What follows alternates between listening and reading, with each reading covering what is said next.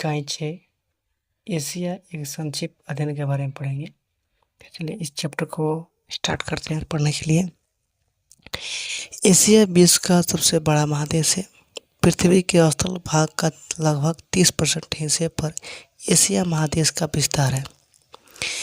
Asia पर आबादी कम 60% जनसंख्या यहाँ रहती है।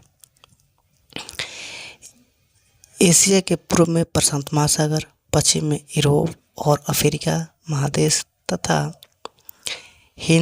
दक्षिण में हिंद महासागर और उत्तर में आर्कटिक महासागर। लाल सागर और सवेज नहर एशिया को अफ्रीका से अलग करती है। इराल पर्वत द्वारा अलग होता है। यूरोप से इराल पर्वत द्वारा अलग होता है। एशिया को यूरोप से अलग करने वाला डार्डेनेलिस जल संधि, बारपोरस जल संधि, मार्मारा सागर, काला सागर, कैस्पियन सागर, इराल नदी भी भूमिका है। यहाँ की संस्कृति भिन्नता है, इस फिगर से समझेंगे। उत्तर में अटलांटिक महासागर है एशिया का, दक्षिण में हिंद महासागर और पश्चिम में अफ्रीका और यूरोप एशिया से है और पूर्व में प्रशांत महासागर। ठीक, एशिया के मध्यवर्ती हिस्से में मूलधार पर्वत की विशाल श्रृंखला मिलती है। यह श्रृंखला पामीर के पठार से विभिन्न दशाओं में फैली हुई है। इसके पश्चिम भाग में दक्षिण पश्चिम एशिया के पहाड़ों की श्रृंखला है। यहाँ आर्मेनिया की गांठ की भी महत्वपूर्ण स्थान घेरती है। पामीर की गांठ से दक्षिण पूर्व हिस्से से हिमालय पहाड़ की श्रृंखला फैली हुई है। यह संसार की सबसे ऊंची एवं नवीन पर्वत श्रृंखला है। इसकी सबसे ऊंची चोटी माउंट एवरेस्ट है, जो विश्व का सबसे ऊंचा शिखर है। इसकी ऊंचाई 8,800 मीटर है, 8,848 मीटर है। हिमालय और कुनुकुल पर्वत श्रेणी के बीच तिब्बत पठार है। इसे संसार की छत कहते हैं। यह विश्व का सबसे ऊंचा पठार है। एशिया महादेश की दक्षिण में अरब के पठार तथा एवं दक्षिण के भारत के प्रायद्वीप पठार अत्यंत प्राचीन है। गंगा, सिंधु और ब्रह्मपुत्र नदी द्वारा लाई गई मिट्टी से बना यह अत्यंत उपजाऊ क्षेत्र हांगू नदी द्वारा लाई गई मिट्टी के निक्षेपण से उत्तरी चीन में उपजाऊ मैदान विकसित है। दो नदियों के बीच की भूमि को दुबाव कहते हैं। यह है ग्राफ पामीर घाट एवं पर्वतों को मानचित्र।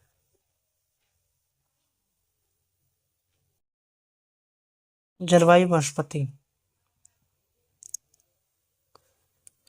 इस महादेश में सर्वाधिक ठंडा प्रदेश और सर्वाधिक गर्म प्रदेश तो पड़ता ही है।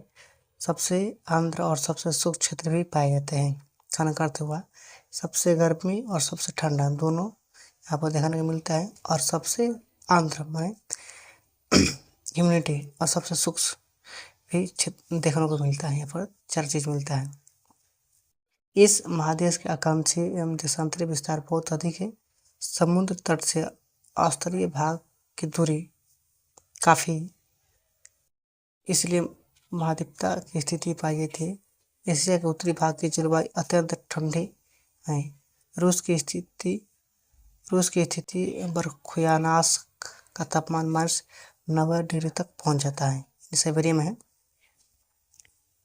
इसी में कर दिया है, पढ़ेंगे। समुद्र से अधिक दूरी के कारण समुद्र के सम प्रभाव का अभाव महाद्वीपता कहलाती है। इसमें जाड़ा अधिक और गर्मी अधिक होती है। इसमें दैनिक और वार्षिक तापांतर अधिक होता है तथा समुद्र से दूरी के कारण नमी हवा यहाँ तक पहुँचते पहुँचते शुष्क हो जाती है। इसलिए यहाँ वर्षा अपेक्षाकृत कम होती है। अब देखेंगे सबसे गर्म प्रदेश मित्रवा कुवैत में है, एशिया में होता है। सबसे गर्म प्रदेश मित्रवा कुवैत में है। कुवैत कहाँ, एशिया में है। लेकिन दक्षिण क्षेत्र की जलवायु खुशनुमा है। यहाँ अत्यधिक गर्मी मौसम रहता है। दक्षिण पूर्व एशिया में मानसूनी जलवायु पाई जाती है। सर्वाधिक वर्षा क्षेत्र भी पाया जाता है। उनके दक्षिण भूमध्य रेखा का समीप विषुवतीय जलवायु पाई जाती है।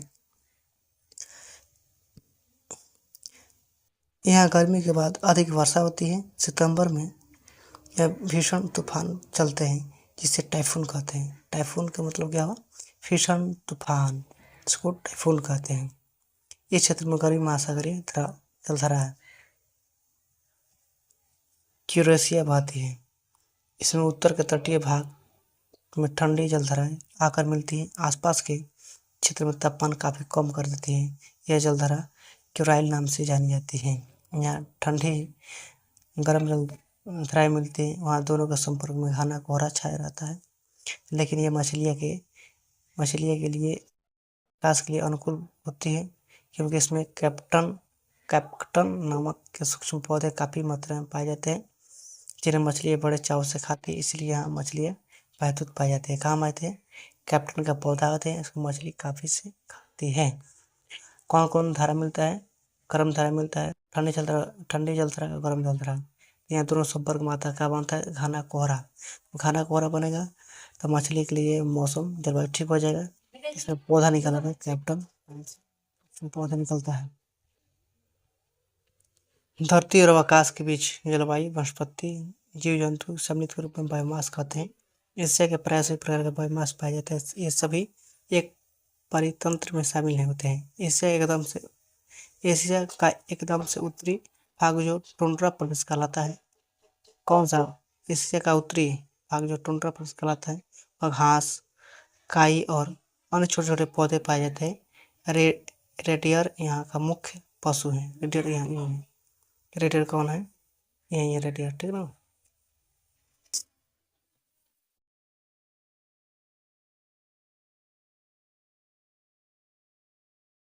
ये टुंड्रा प्रदेश दक्षिण में टैंगा वन में मिलता है। रेडियर कहाँ मिलता है? टुंड्रा प्रदेश में। टुंड्रा प्रदेश के दक्षिण में टैंगा वन में। टुंड्रा में रेडियन टुंड्रा प्रदेश में मिलता है, दक्षिण टैंगा वन में। इसे स्क्रूप्स, लार्च और फर आदि नुकीली पत्तियों के वृक्ष मिलते हैं। इन्हें कुनाधारी वन भी कहते हैं। किसमें? टुंड्रा वन में कौन सा मिलता है? कुनाधारी वृक्ष, नुकीली पत्तियां मिलती हैं। यहाँ के मुख्य पशु लोमड़ी, सिंह, मिख। इसे दक्षिण क्षेत्र में चौड़ी पत्ते वाले और नुकीली पत्ते वाले दोनों प्रकार के वृक्ष मिलते हैं, इसलिए मिश्रित वन कहते हैं। एशिया के उत्तर के अंदर के प्रदेशों में जंगल धीरे धीरे घास के मैदान में समाहित हो जाते हैं। एशिया के उत्तर में धीरे धीरे जंगल कहते हैं, घास में समाहित होने जाते हैं। समशीतोष्ण घास मैदान स्टेपी घास मैदान कहलाता है। समशीतोष्ण घास को स्टेपी घास मैदान कहलाता है। इस प्रदेश का मुख्य पशु बारहसिंगा है। एशिया के दक्षिण पश्चिमी उत्तर मध्य मंगोलिया के अंतर प्रदेशों में मरुस्थलीय वनस्पति पाई जाती है। यहाँ छोटे कांटेदार मुमी चिकनी पत्ती वाली वनस्पति पाई जाती है। मध्य के दक्षिणी पश्चिमी अरब और थार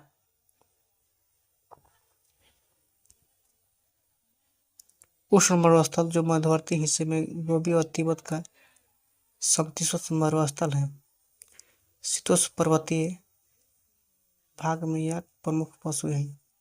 उष्ण मरुस्थल में ऊँट पशु है। इसमें मरुस्थल का जहाज भी आते हैं। उष्ण मरुस्थल में ऊँट प्रमुख का है।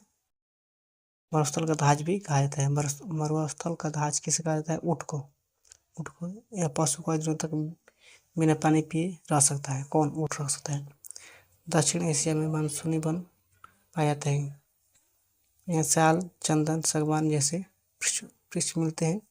हाथी का यह विशिष्ट पशु है।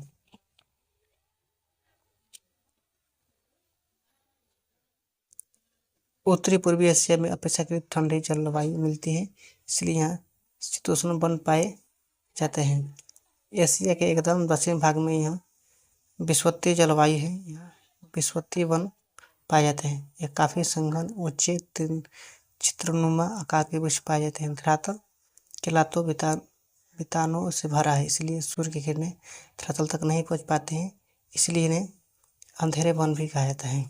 चूंकि संघन वन होते हैं, अतः सूर्य की किरणें उन तक पहुंच नहीं पाती है। लाता वितामानों में सूर्य की किरणें तक की ओर होती है, इसके कारण ये काफी लंबे ऊंचे होते हैं। अतः फायदे देने वाले पशु लंगूर बंदर आदि पाए जाते हैं। हमारे एशिया महादेश का जलवायु वनस्पति से संबंधित भिन्नता है। आप देखेंगे जनसंख्या के बारे में, भारत और चीन तो विश्व के सर्वाधिक जनसंख्या वाला देश है। एशिया महादेश में सर्वाधिक जनसंख्या पाए जाने के कारण ही इसे मानव का घर कहा जाता है। एशिया में ज़्यादा जनसंख्या मिलता है, इसलिए इसे मानव का घर कहा जाता है। और जीवन प्रत्याशा के भी एशिया महादेश के जापान से अधिक पाई जाती है। जनसंख्या अधिक होने के बाद भी मजेदार यहाँ कि कई ऐसे स्थान हैं बहुत कम मानव निवास करते हैं, कई स्थान यहाँ काफ़ी जनसंख्या निवास करते हैं। एशिया जनसंख्या वितरण के मान से देख ले तो